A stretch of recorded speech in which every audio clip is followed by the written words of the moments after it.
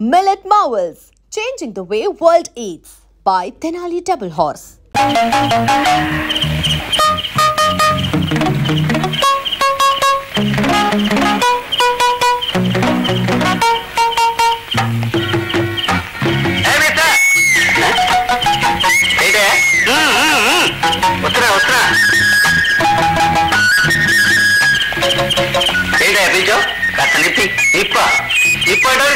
దూరం పిలుస్తావా?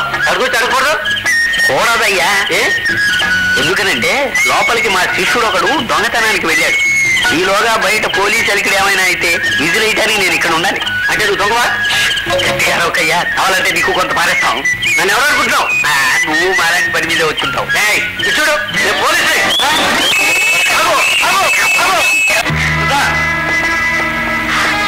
ఎవరండి? నేను నేను కామిని, నాకు యజమానురావు. అంటే ఈ ఇంటికి కూడా యజమానురావు అన్నమాట. తాళి కట్టిన భార్య ఇంట్లో ఉండగా మరో ఆడదాన్ని తీసుకొచ్చి ఇంటి యజమానురాలు చెప్పడానికి నీకు సిగ్గులేదు? సిగ్గెందుకు? నాకు గురువు, నేస్తం, ప్రేయసి సర్వం కామిని. అసలు కామిని మాట మీద నేను పెళ్లి చేసుకున్నాను. నోరు మూసుకు వెళ్ళి మా ఇద్దరు కాఫీ తీసుకురా, సినిమాకి వెళ్ళాలి. కాఫీ కాదు, ఇంత విషయం తీసుకొస్తాను. ఏమి ఆయనకి సిగ్గు లేకపోతే నీకు మానాభిమానాలు లేవు? మరో స్త్రీ కాపురంలో చిత్తు పెట్టడానికి వచ్చావా? మర్యాదగా నా ఇంట్లోంచి బయటికి రాడు. అలా మాట్లాడుతూ ఉంటే చూస్తూ ఊరుకుంటావే సురేష్? కామిని ఇంకొక మాట తూలావంటే కొట్టినా చంపినా అతిశాచికి ఉండడానికి వీల్లేదు. కూర్చో. కామిని దెయ్యమంటావా? కామిని దెయ్యమంటావా?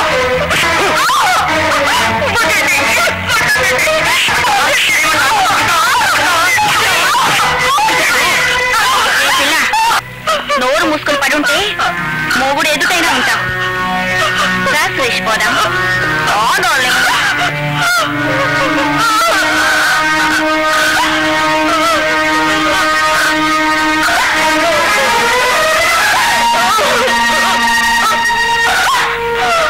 ఊరుకో సుద్దమ్మా, ఊరుకో.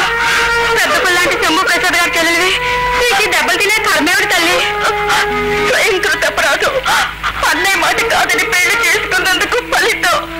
అన్నయ్య ఫోన్ చేసి చెప్పమ్మా. అందరి కుటుంబాలను సరిదిద్దిన ఆ పెద్ద మనిషి చెల్లెలు కాపురాన్ని సరిదిద్దలేరా? అయినా ఏ మొక్క పెట్టుకొని చెప్పదు. ఈ పరిస్థితి తెలిసిందంటే అన్నయ్య కొంటే పగిలిపోతుంది.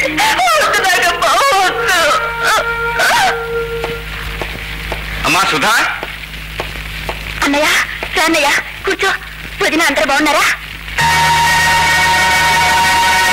ఏమిటమ్మా ముఖం మీద దెబ్బలు? దెబ్బ? అదే అదేం లేదన్నయ్య. పోపు డబ్బా తీసుకుంటే గోడ కొట్టుకున్నాను అంతే అన్నయ్య. నీ వెళ్ళి కాఫీ తీసుకొస్తాను, ఉండన్నయ్య. వద్దమ్మా, అవతల నాకు అర్జెంట్ పని ఉంది.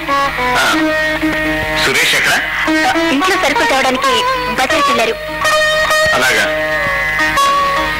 ఈ డబ్బు ఉంచుకో. డబ్బు ఎందుకన్నయ్య? ఉండని అమ్మా, అవసరానికి పనికొస్తుంది. వస్తాను.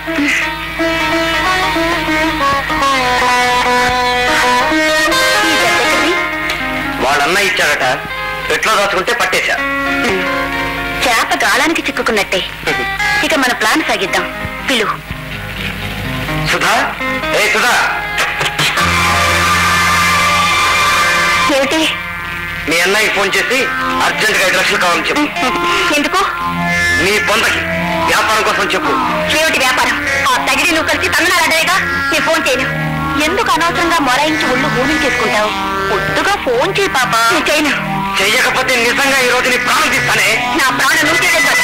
ఆ పదార్థాన్ని ప్రాణం నేనే తీస్తాను.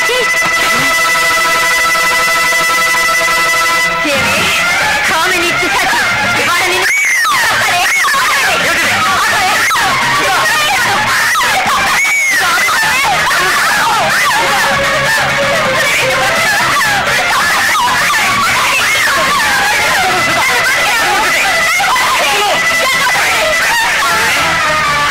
చంపుతావా? ఈ రోజు ప్రాణం చూడలే.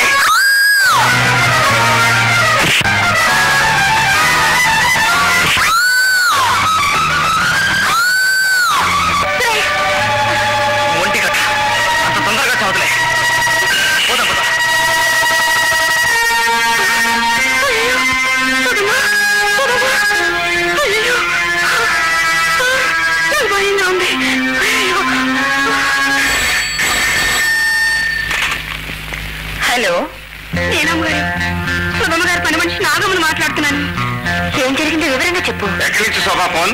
సుధా ఇంటి దగ్గర నుంచండి. ఇది ఫోన్ ఇలాగ నేను మాట్లాడుతుంది సుధా కదండి, వాడి పని మనిషి. నువ్వు చెప్పినాగమ్మా. సురేష్ గారు సుధమ్మ గారిని చితకబాడేశారు అమ్మగారు. ఇప్పుడు సుధ ఎలా ఉంది? ఆమెను చూస్తుంటే నా కడుపు చెరువైపోతుంది అమ్మగారు. సరే ఏమిటి శోభా, సుధకేమైంది?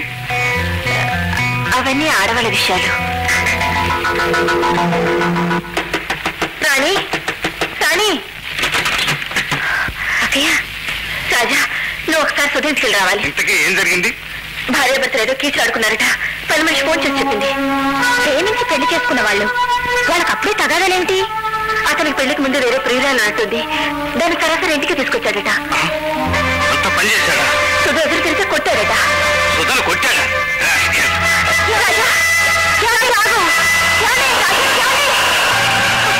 నాకు భయంగా ఉంది. ఏమవుతుందో ఏమో. నువ్వు ఇక్కడ ఉండు, నేను వెళ్ళొస్తాను.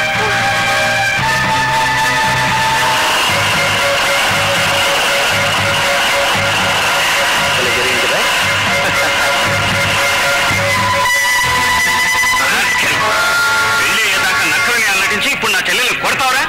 నీకు తోడ గుంపుడు కత్తి కూడాను.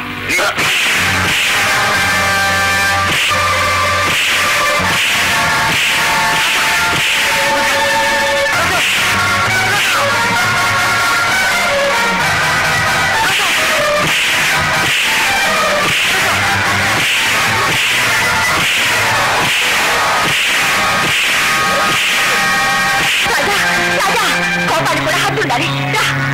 వీడికి ఎవరైనా పచ్చి మంచినీళ్ళు ఇచ్చినా మరి అంత రమ్మంటుంటే మనుషులకు లేనిపోరు గొడవ. పదండి పదండి.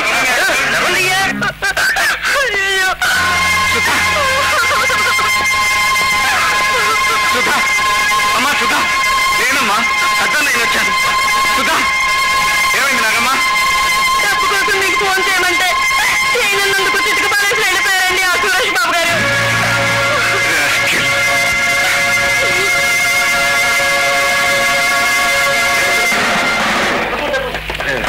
ఏం జరిగింది? మేము ఎంత మొత్తుకున్నాం వాడు బాధిపోయాడండి. ఎవడు వాడు? రాజా అని శంభూప్రసాద్ తమ్ముడు. వెళ్ళిపోయాడు.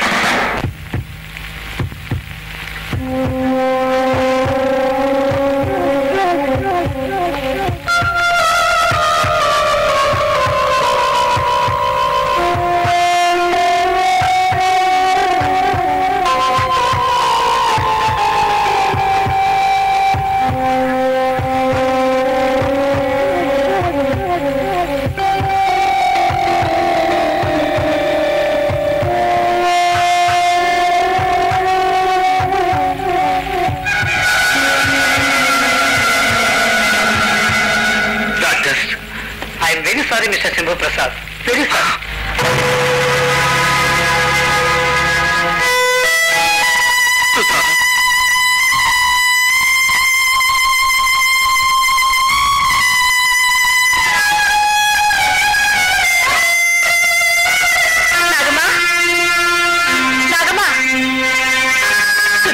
ఇప్పుడే పెద్దబాబు గారు వచ్చి హాస్పిటల్ తీసుకెళ్లారమ్మా. పెద్దబాబు గారు ఇక్కడికి వచ్చారా? అవునమ్మా. పదరాజా, తొందరగా హాస్పిటల్కి వెళ్దాం. ఏమిటి ఇన్స్పెక్టర్? మిస్టర్ రాజా, ఎవరు అండర్ అరెస్ట్. ఎందుకు? మీ బావమతి సురేష్ ను కొట్టి చంపినందుకు. సురేష్ ని రాజా చంపలేదు, దానికి నేను సాక్ష్యం. సారీ మేడం, రాజా చంపినట్టు సాక్ష్యాలు ఉన్నాయి. Come on Raja.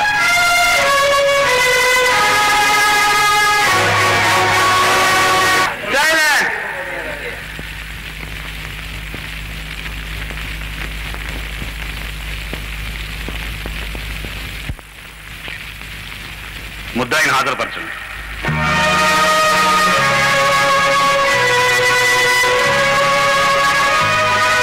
You can proceed mister prosecutor. Thank you your honour. Mister Raja, సురేష్ను చంపాలనే ఉద్దేశం నీకు ఎందుకు కలిగింది? సురేష్ నేను చంపలేదు. కొట్టావు, చచ్చే వరకు కొట్టావు. నేను కొట్టినప్పుడు ఆ నీచుడు చావలేదు. యువర్ ఆనర్, సురేష్ చనిపోయిన తర్వాత కూడా ముద్దాయికి అతని ఎంత కోపం ఉందంటే బతికుండగా ఎంత కసి ఉండేదో అర్థమవుతుంది.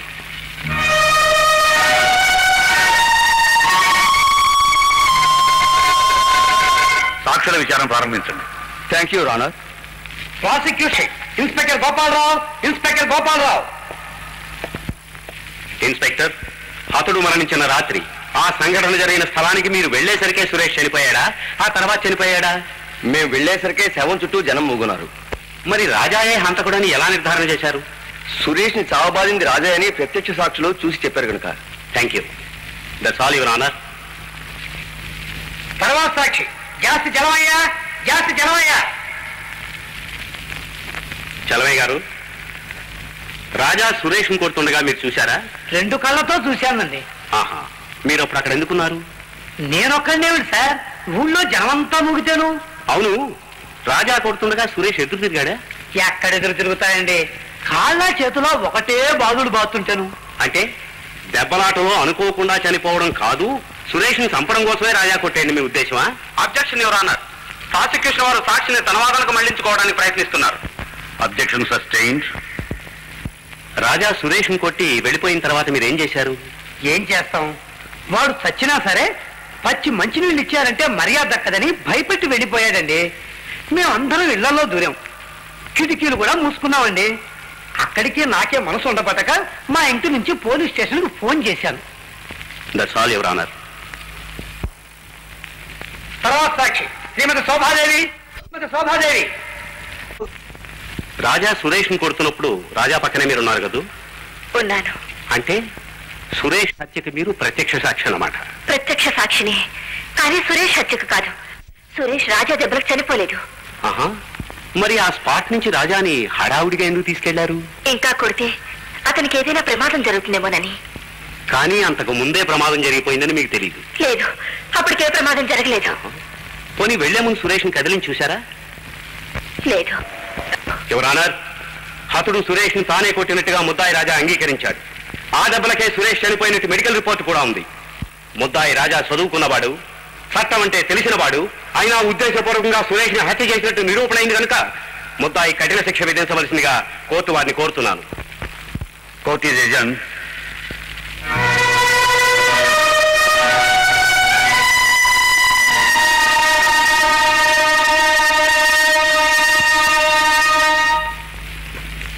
నాన్న. ఎవరు? నేనే నాన్న. అలా పిలిచే అర్హత ఏనాడో కోల్పోయావు. అసలు ఈ గడప దొక్కే హక్కు నీకు లేదు. ఎందుకు వచ్చావు? పెళ్లి చేసుకున్నప్పుడు మీ ఆశీర్వాదం పొందలేకపోయాను. ఇప్పుడైనా మీ దీవెనలు అందుకుందామని వచ్చాను. ఏమని దీవించ? తండ్రి పరువు తీసిన తనయవు చిరంజీవాన్ని దీవించన? రేపో మాపో ఉరికెంబం ఎక్కడ ఉన్న ఒక హంతకుడు భార్యవు దీర్ఘసుమంగళీ భవాని ఆశీర్వదించ. నేరస్తులను శిక్షించే జడ్జిగా కాక బిడ్డల తప్పులు క్షమించే తండ్రిగా ఆలోచించండి. ఆలోచించే అవకాశమే లేదు. చట్టం న్యాయం అనుబద్ధాలకు అతీతమైనది. హంతకుడు తమ్ముడు హంతకుడు అవుతాడని నేను ఆనాడే చెప్పాను. రాజా హంతకుడు కాదు. మా కుటుంబం మీద ద్వేషం కొద్దీ ఎవరో దుర్మార్గులు హత్య చేశారు. డాక్టర్ రిపోర్టు ప్రకారం రాజా కొట్టిన దెబ్బలకే హతుడు చచ్చిపోయాడు. లేదు, రాజా కొట్టిన దెబ్బలకు సురేష్ చనిపోలేదు. రాజా నేను తీసుకెళ్లేటప్పుడు సురేష్ బతికే ఉన్నాడు. ఆ తర్వాత చనిపోయాడంటే దీని వెనక ఏదో గూడు పుటాని ఉంది. ఆ రహస్యం తెలియ వరకు మీ తీర్పు ఆపండి. నాకు ప్రతిభిక్ష పెట్టండి. కాలం నీకోసం ఆగదు. నాకు తెలిసినంత వరకు రాజాకి ఉరికమ్మని తప్పదు. ఇక వెళ్ళండి.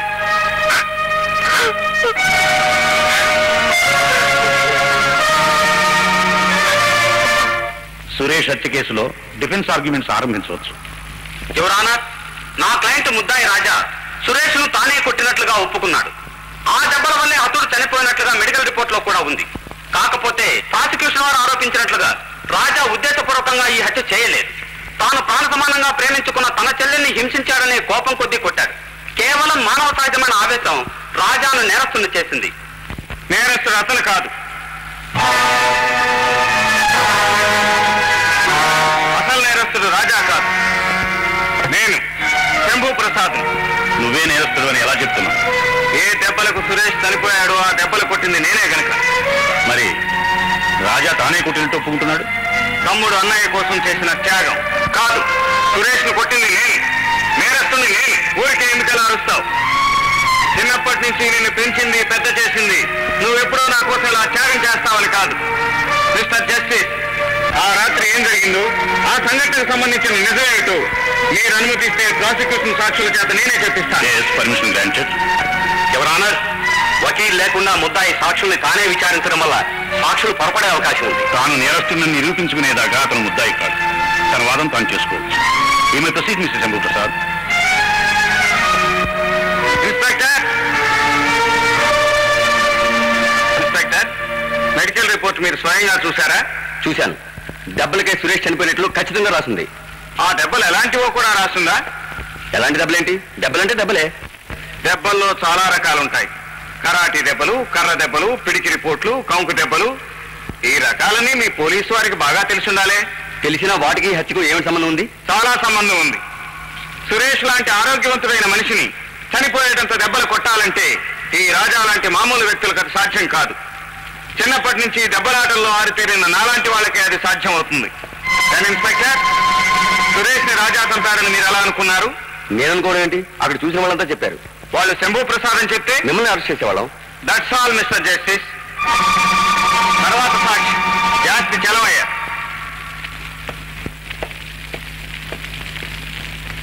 చలవయ్య గారు, మీరు నన్ను గుర్తుపట్టగలరా? మిమ్మల్ని గుర్తుపట్టలేకపోతే ఏంటండి? మీరు శంభూ ప్రసాద్ గారు.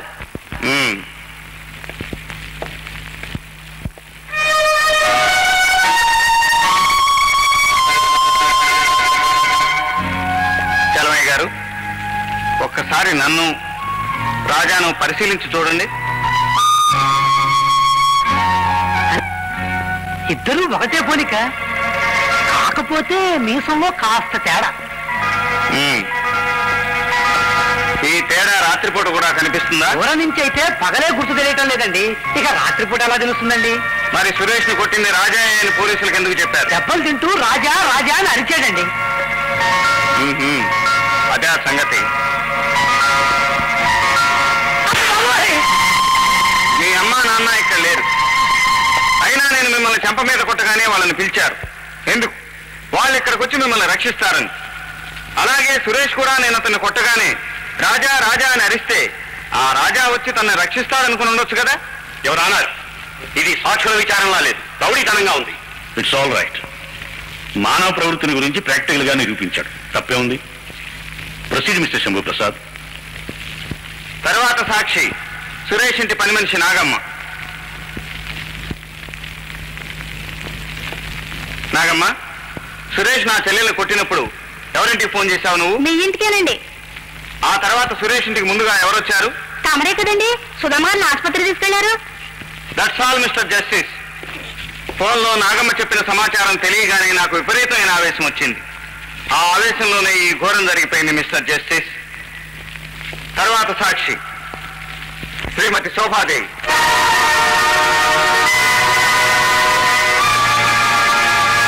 శోభాదేవి, కోర్టులో నిజం చెప్తానని ప్రమాణం చేశావు కదూ? మరి అబద్ధం ఎందుకు చెప్పావు? సురేష్ ను కొట్టింది నేనైతే రాజా అని, నువ్వు ఉన్నది నా వెంట అయితే రాజా వెంట ఉన్నానని ఎందుకు చెప్పావు? అర్ధరాత్రి పూట భర్త వెంట కాక మరిది వెంటున్నావా?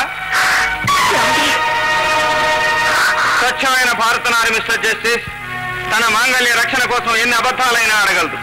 ఫోన్ వచ్చింది మా ఇంటికి. చెల్లెల్ని చితకబాదాడన్న ఆవేశంలో బయలుదేరింది నేను. నా వెంట వచ్చింది నా భార్య. నన్ను వారించింది కూడా ఈవిడే. చెల్లెల విషయం తమ్ముడికి చెప్పమని శోభను పంపించి నేను చెల్లెలింటికి వెళ్ళాను. అక్కడి నుంచి స్పృహ తప్పి ఉన్న చెల్లెల్ని హాస్పిటల్లో చేర్చాను. ఆ తర్వాత నా తమ్ముడు శోభ అక్కడికి వచ్చారు. రూపస్వామ్యాన్ని చూసి పొరపడ్డ పోలీసులు రాజాను అరెస్ట్ చేశారు. మరి ఈ నిజాన్ని ముందే ఎందుకు బయటపెట్టలేదు? ఏ నేరస్తుడైనా వీలైనంత వరకు శిక్ష తప్పించుకోవడానికే ప్రయత్నిస్తాడు. ప్రాసిక్యూషన్ వాదంలో ఏదైనా లోపం జరిగి నా తమ్ముడు విడుదలవుతాడని ఆశించాను. నేను చేసిన నేరానికి నా తమ్ముడికి శిక్ష పడే పరిస్థితి వచ్చేసరికి ఇప్పుడు బయటపడక తప్పలేదు. All right. Inspector, Shambhu Prasad arrest చేసి కస్టడీలోకి తీసుకోండి.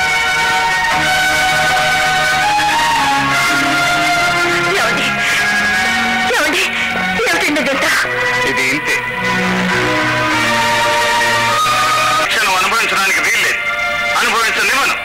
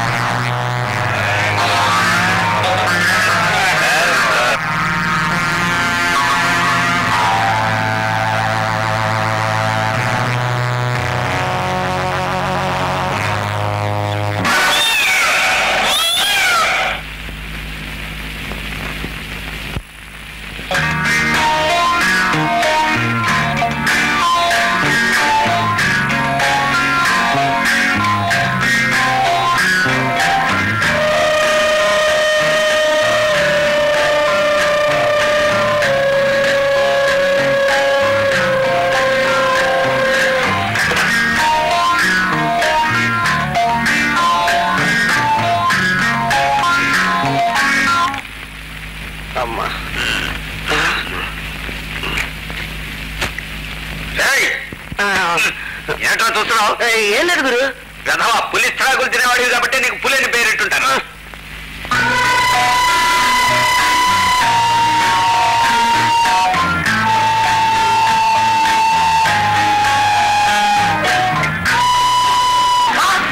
దీని మీద గంట గంట కాదురా, బంగారం కాదు గురు. అయితే దాన్ని పట్టుకున్న ఈ రోజు మన దర్శనం తీసుకో.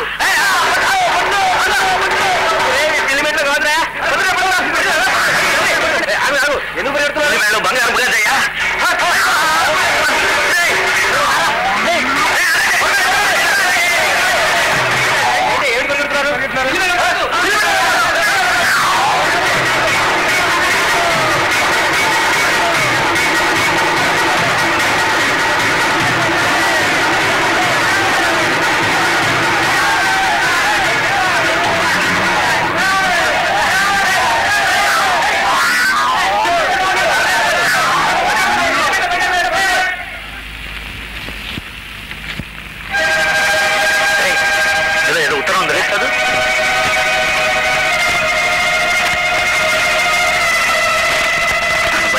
విడిపించండి.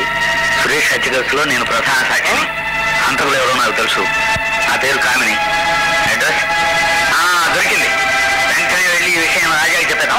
వాళ్ళ అమ్మాయిని కాపాడుకుంటాను.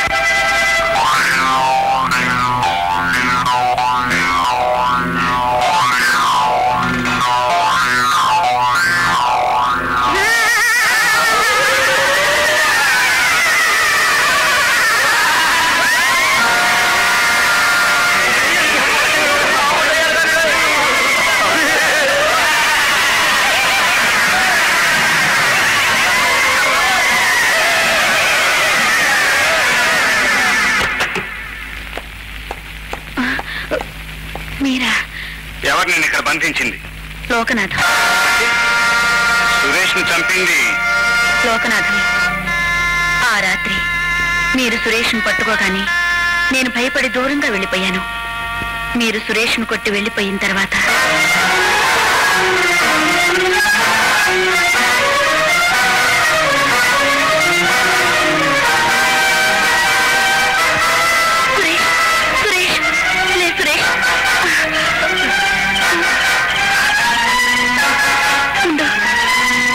ఫోన్ చేస్తాను.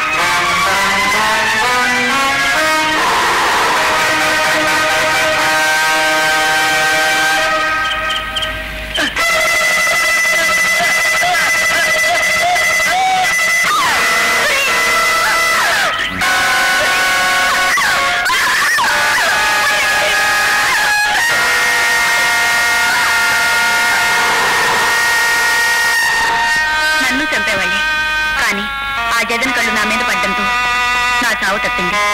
సురేష్ కేసు తీర్పు అయ్యేంత వరకు నన్ను కదలనివ్వకుండా ఇక్కడ బంధించారు.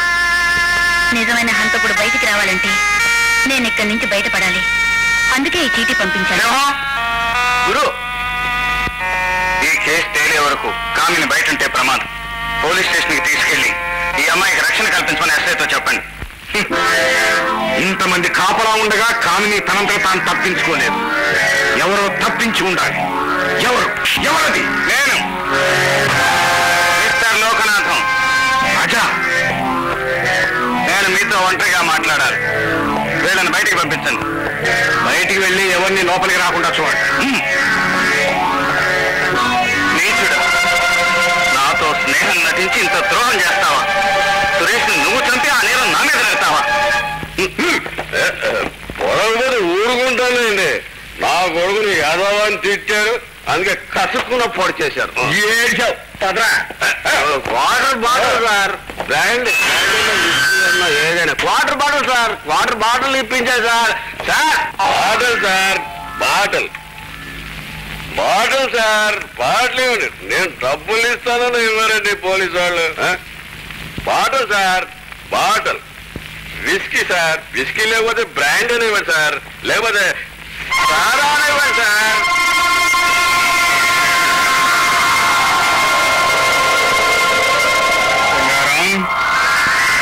కాంట్రాక్టర్ లోకయ్య తొత్తువు కదరా నువ్వు? ఎక్కడ వాడు చెప్పు. ఆ లోకయ్య గారు ఎక్కడ? లోకయ్య ఎవరు? 16 ఏళ్ల నాడు నా తల్లిదండ్రుల్ని చంపిన రాక్షసుడు. అంటే నువ్వు నాటి లేబర్ యూనియన్ లీడర్ రంగారావు కొడుకును. చెప్పు, అందించడు ఎక్కడ? నాకు తెలీదు.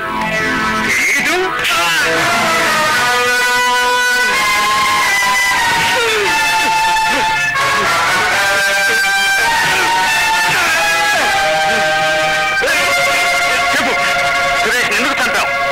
ఆ నేరం నీ అన్న మీద అయ్యటానికి. ఆ రాత్రి సురేష్ను కొట్టింది నువ్వు అనుకోలేదు, నీ అన్న అనుకున్నాను. నా అన్న మీద నీకెందుకంత పగ? పగబట్టింది నేను కాదు, నీ అన్న. 16 ఏళ్ల నాడు నేను లోకయ్యగా ఉన్నప్పుడు మీ అమ్మ నాన్న నా చేతిలో చచ్చిపోయారు.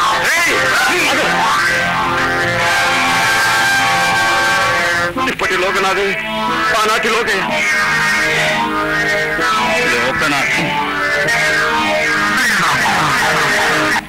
కామినిని ఎక్కడ దాచాడో చెప్పేంత వరకు ఇతను బతికే ఉండాలి. ఇతన్ని తీసుకెళ్లి గోడలో కట్టిపడేది.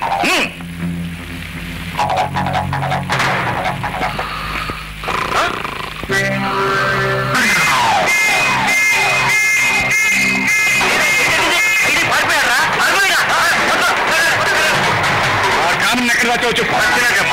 చెప్పు. ఈ మొండి అంత తేలిగ్గా చెప్పరా? కానీ చెప్పు.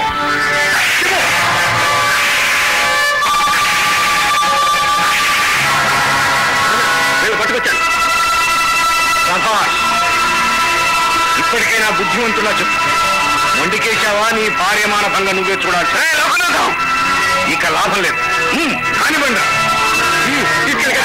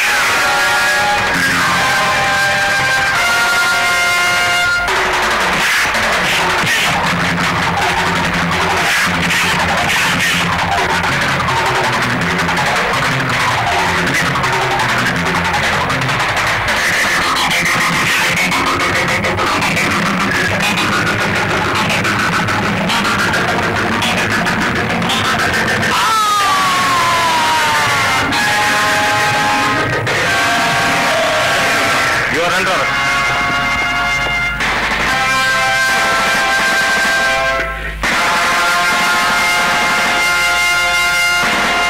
And don't forget to subscribe to iDream. And for more videos, Please subscribe to iDream. Please subscribe to iDream. Please subscribe iDream. And please subscribe to iDream. For more videos, subscribe to iDream. please like, share and subscribe to the channel. Congratulations, iDream. Subscribe to iDream. Subscribe to iDream. So subscribe to iDream Media. iDream ki iDream team andarki huge congratulations. Please subscribe iDream Media. Please subscribe to iDream. Subscribe iDream. Please subscribe to iDream. iDream అంటే నా కళల channel subscribe చేసుకున్న నోరు తిరుగుతలేదు మీరైతే గంట గుర్తు కొట్టండి. For more such videos, please subscribe to iDream.